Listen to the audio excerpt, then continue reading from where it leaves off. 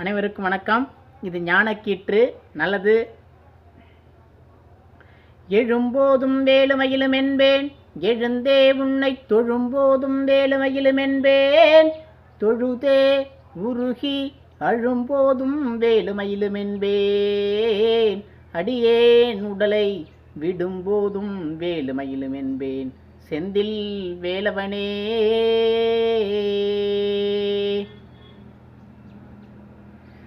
வணக்கம். இன்னைக்கு நம்ம அறிவுக்கும் ஞானத்திற்கும் என்ன வித்தியாசம் அப்படின்னு நான் ஒரு இதில் பார்த்தேன், யூடியூப்பில் பார்த்தேன். அதை பற்றி சில வீடியோ போடலாம் அப்படின்னு தான் ஒரு விஷயமா இருக்குது. நல்லா இருக்குது, அது இன்ட்ரெஸ்டிங்காக இருந்தது. அதை பற்றி ஒரு வீடியோ போடலாமே அப்படின்னு சொல்லிட்டு ஒரு விஷயமாக பேசலான்ட்டு இருந்தேன். எப்படின்னா அறிவு ஞானம். நான் கூட ஒரு ராமகிருஷ்ணர் கதையில் ஒரு விஷயம், அறிவுக்கும் ஞானத்திற்கும் என்ன வித்தியாசம் ராமகிருஷ்ணர்கிட்ட கேட்டிருக்காங்க. அப்போ கேட்கும்போது அவர் என்ன பண்ணார், போயிட்டு 3 டம்ளர் நிறையா பால் வச்சுருந்தார். ஒரு ரூமில் 3 டம்ளர் நிறையா பால் வச்சுட்டார். தங்க டம்ளர், வெள்ளி டம்ளர், வெங்கல டம்ளர், இந்த 3 டம்ளர்லேயும் பால் வச்சுருக்கார். 3 துறவிகளையும் போய் குடிக்க சொன்னார். இப்போ முதல் துறவியை போய் குடிக்க சொன்னார். முதல் துறவி போயிட்டு அந்த தங்க டம்ளரில் இருக்க பாலை குடிச்சிட்டார். ஒரு சந்தோஷமான ஒரு மனநிலையில் வந்தார், வெளியில் வரார். தங்க டம்ளரில் நம்ம குடிச்சிட்டோம் அப்படின்னு சொல்லிட்டு. 2வது துறவி போனார். உள்ளே போய் பார்க்கும்போது வெள்ளி டம்ளரில் உள்ள பாலை பார்த்த உடனே தங்க டம்ளர் பால் நம்மளுக்கு கிடைக்கலையே அப்படின்னு கொஞ்சம் மனசு இதாக இருந்தது. இருந்தாலும் சரி வெள்ளி டம்ளராவது கிடச்சிது அப்படின்னு சொல்லிட்டு வெள்ளி டம்ளர் உள்ள பாலை குடிச்சிட்டு வந்துட்டார். 3வது துறவி போயிட்டு ரொம்ப கஷ்டப்பட்டு அழுதே போயிட்டார். என்னடா இது, நம்மளுக்கு தங்க டம்ளரும் கிடைக்கல, வெள்ளி டம்ளரும் கிடைக்கல, வெங்கல டம்ளர் தானே கிடச்சிதுன்னு குடிச்சிட்டு அழுதுட்டு வந்துட்டார். கொஞ்சம் மனசு கஷ்டமாக ரொம்ப அழுதுட்டு வந்துட்டார். கேட்டார், ராமகிருஷ்ணர் கேட்டார், என்ன குடிச்சிங்களா, பால் குடிச்சிங்களா அப்படின்னு சொன்னேன்.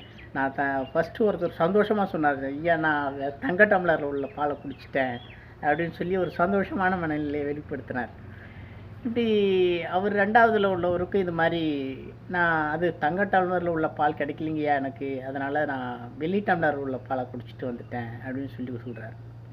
3வது அழுதுட்டு, ஐயா எனக்கு 2மே கிடைக்கல, எனக்கு வெங்கல டம்ளரில் தான் கிடைச்சிதுன்னு சொல்லி 3வது ரொம்ப கஷ்டப்பட்டு சொல்கிறார். அவர் சொல்கிறார், ராமகிருஷ்ணர் நீங்கள் 2 பேரும் டம்ளரில், நீங்கள் 3 பேரும் டம்ளரை தான் பார்த்துருக்கீங்க. ஒருத்தர் தங்க டம்ளரை பார்த்துருக்கீங்க, தங்க டம்ளரும் வெள்ளி டம்ளரு வெங்கல டம்ளரை தான் பார்த்துருக்கீங்க. அதில் உள்ள நான் பால் போட்டிருந்தேன்.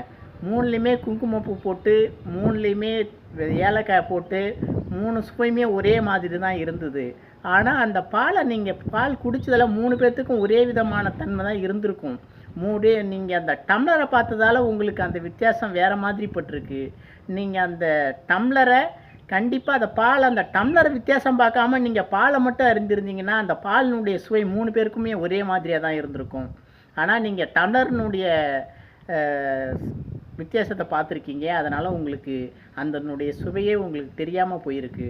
அதனால் ஞானங்கிறது அந்த நான் ஊற்றின பால் மாதிரி, நீங்கள் பார்க்குற அறிவுன்றது அந்த தங்க டம்ளர் மாதிரி, வெள்ளி டம்ளர் மாதிரி, வெங்கல டம்ளர் மாதிரின்னு சொன்னாராம். ஓகே, இப்படி இந்த கதையில் பற்றி பார்க்க போனால் இது நல்ல விஷயமாக தான் படுது. இது ஒரு அறிவுன்றது ஒரு குறுகிய மனப்பான்மையில் இருக்குது அப்படிங்கிறத இது வெளிப்படுத்துது. இந்த அறிவுன்றது ஒரு சமயம் பார்த்திங்கன்னா நம்மளை ஒரு குறுகிய மனப்பான்மையில் எடுத்துக்கிட்டு போகுது அப்படிங்கிற மாதிரி அந்த கதையினுடைய கருத்து நம்மளுக்கு தெரியப்படுத்துது. அதே மாதிரியே நான் ஒரு அதே கதையை நான் திருப்பி போட்டு ஒரு விஷயம் சொல்கிறேன். இப்போ எப்படின்னா, அதே கதை தான்.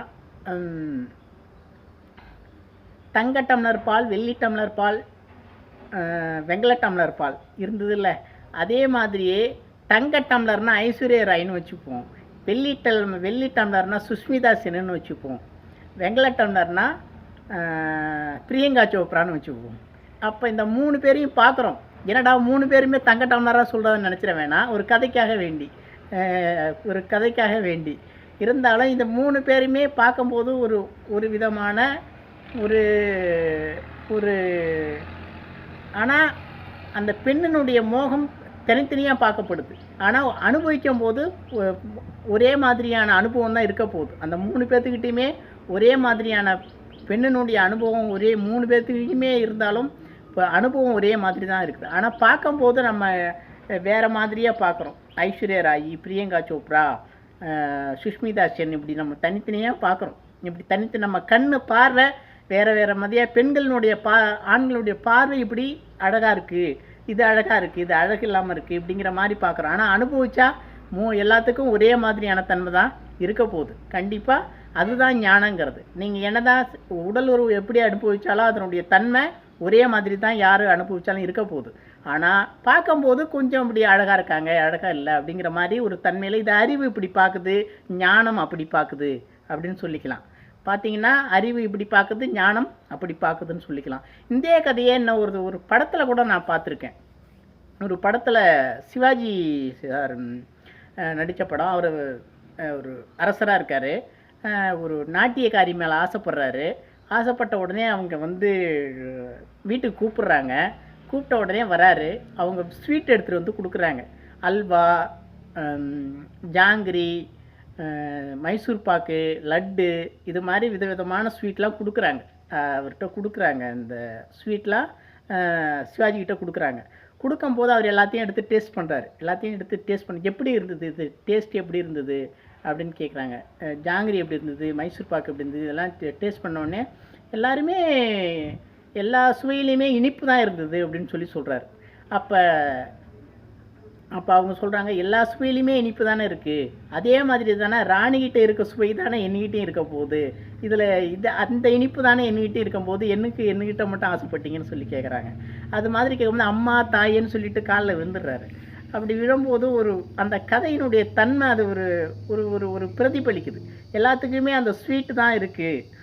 எல்லா தன்மையிலுமே பார்க்கறதுக்கு லட்டு, ஜிலேபி இப்படி தனித்தனியாக சில பேருக்கு ஜாங்கிரி பிடிக்குது, சில பேருக்கு ஜிலேபி பிடிக்குது அப்படிங்கிற மாதிரி ஒரு தன்மை சில பேருக்கு இருக்குது.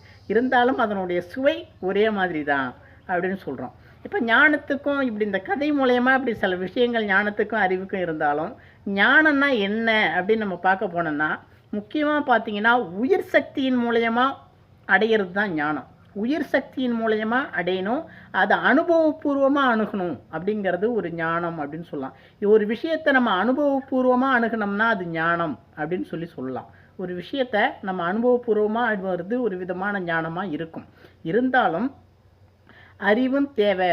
முக்கியமாக கொஞ்சம் அறிவு, மனம், உயிர், இது மூணும் கண்டிப்பாக ஒரு தன்மையில் நம்மளுக்கு தேவைப்படுது ஞானம் அடையிறதுக்கு. கண்டிப்பாக பார்த்தீங்கன்னா உயிர்த்தன்மை மூலயமா நீங்கள் அடைஞ்சிறது தான் ஞானம்னு சொல்லணும். அப்போ தான் அது முன்ஜென்மத்தை உணர முடியும் அப்படின்னு சொல்லலாம். எப்படின்னா முன்ஜென்மத்தை உணர்றது தான் ஞானம் அப்படின்னு சொல்லணும். கண்டிப்பாக சொன்னீங்கன்னா அதுதான் ஒரு உயர்தரமான ஒரு விஷயமாக இருக்கும். அதுதான் நம்ம சிவனுக்கு நடந்தது அப்படின்னு சொல்லலாம். கண்டிப்பாக ஒரு நம்ம முன்ஜென்மத்தை அவர் உணர்றாரு அப்படின்னு சொல்லலாம். முன்ஜென்மத்தை உணர்ந்தீங்கன்னா அது ஞானம். உயிர்த்தன்மை மூலயமா உணரணும் அப்படின்னு சொல்கிறது தான் ஞானம் அப்படின்னு ஒரு விதமாக நம்மளுடைய வீடியோவில் இதை சொல்கிறோம். இருந்தாலும் மனசும் ஒரு ஆளுமை பண்ணுது. மனது நிலையமாக ஒரு ஞானம் அடைகிறாங்களா? மனத்தை ஆளுமை பண்ணணும். நம்ம மனசை ஆளுமை பண்ணால் ஒரு விதமாக தன்மை நம்மளுக்குள்ளே ஏற்படும். மனதை ஆளுமை பண்ணிக்கணும், அறிவு நல்லா இருக்கணும்.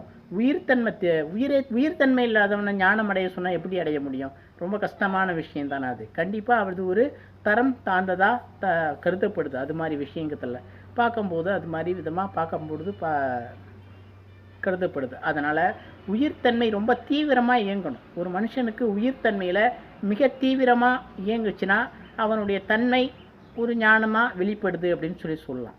இப்போ எனக்கே ஒரு ஞானம் அனுபவம் ஒரு தடவை ஏற்பட்டிருக்கு.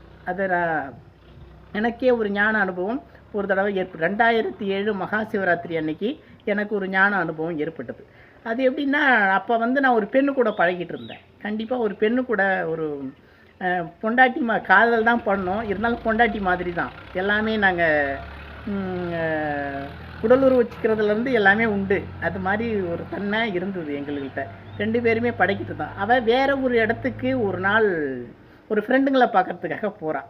ஒரு நாள் ஒரு ஃப்ரெண்டுங்களுக்கு பார்க்குறதுக்காக வேறு ஒரு நாள் கிளம்பி போகிறாள். என்கிட்ட சொன்னான், சரி போயிட்டு வா அப்படின்னு சொன்னான். அந்த ஃப்ரெண்டுங்கள்கிட்ட போன இடத்துல அங்கே இருந்துக்கிட்டு எனக்கு ஃபோன் பண்ணுறாங்க, வரியா நீனு அப்படின்னு சொல்லும்போது நான் வரல அப்படின்னு சொன்னேன். ஆனால் அங்கேருந்து நீ பஸ்ஸு பிடி, ஈனோஸ் போன இடம் சிங்கப்பூரில் நடந்தது.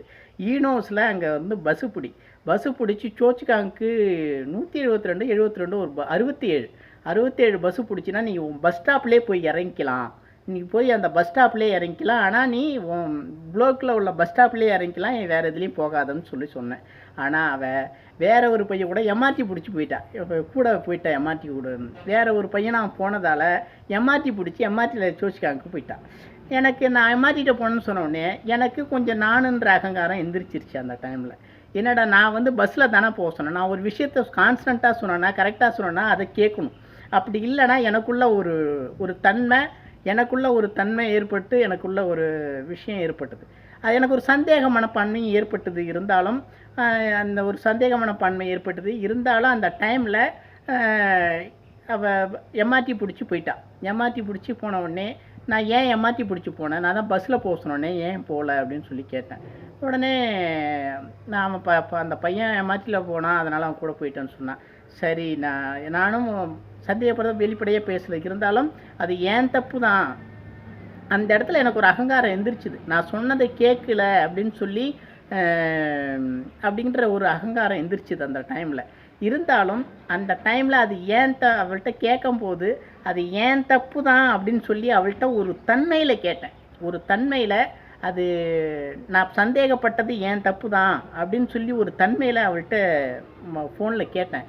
அந்த சமயத்தில், அந்த நொடியில், அந்த க்ஷணத்தில் எனக்குள்ள ஒரு வெடிப்பு ஏற்பட்டது. எனக்குள்ள மகாசிவராத்திரி அதுக்கு ஒரு வாரத்துக்கு முன்னாடியே அந்த பிரச்சனை ஓடிக்கிட்டு இருந்தது. அதை பற்றி பேசுனது ஒரு வாரம் முன்னாடியே ஒரு பைத்தியம் பிடிச்ச நிலைமையில் ஆச்சு. அது சந்தேகப்பட்டு ஒரு வித பைத்தியம் பிடிச்ச நிலைமையில் அப்படியே ஒரு ஸ்ட்ரெஸ்ஸில் அப்படியே ஓடிக்கிட்டு இருந்தது.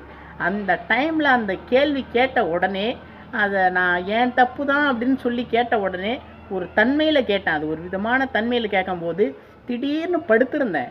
நான்யாங் பாலிடெக்னிக்கில் சிங்கப்பூரில் படுத்திருக்கும் போது திடீர்னு முதுகுத்தண்டில் பட்டார்னு ஒன்று வெடிச்சுது. அப்படியே வெடித்து ஞானம் அடைந்த அளவுக்கு ஒரு விதமான தன்மை நெருப்பு மாதிரி ஏற்பட்டது. அப்போ ஒரு முன்ஜென்மத்தினுடைய துளி ஒரு மைக்ரோ செகண்ட் அளவுக்கு வந்து நான் மறைஞ்சு போச்சு. அந்த டைமில் அது நான் ஒரு மிஸ்டேக் பண்ணதால் ஒரு மைக்ரோ செகண்ட் அளவு மறைஞ்சு போச்சு. இல்லைனா முன்ஜென்மத்தை உணர்ந்திருப்பேன். ஒரு மைக்ரோ செகண்ட் அளவில் வந்து மறைஞ்சு போச்சு முன்ஜென்மம். அப்போ அதை பற்றி நிறைய அப்போ ஒரு விதமான மனநிலை பாதிக்கப்பட்டு பைத்தியம் பிடிச்ச மாதிரி ஒரு தன்மையில் இருந்தோம். அது ஒரு தன்மையில் இருந்தால் அதை ஒரு சன நேரம் அப்புறம் வீட்டுக்கு வந்துட்டோம். ஒரு வாரத்துலேயே வீட்டுக்கு வந்தாச்சு.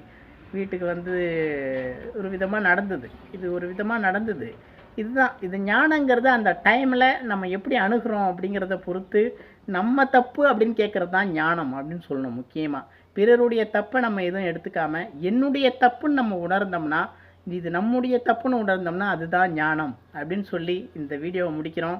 நல்லது, நன்றி, அனைவருக்கும் வணக்கம். லைக் பண்ணுங்கள், ஷேர் பண்ணுங்கள். தேங்க்யூ, நன்றி.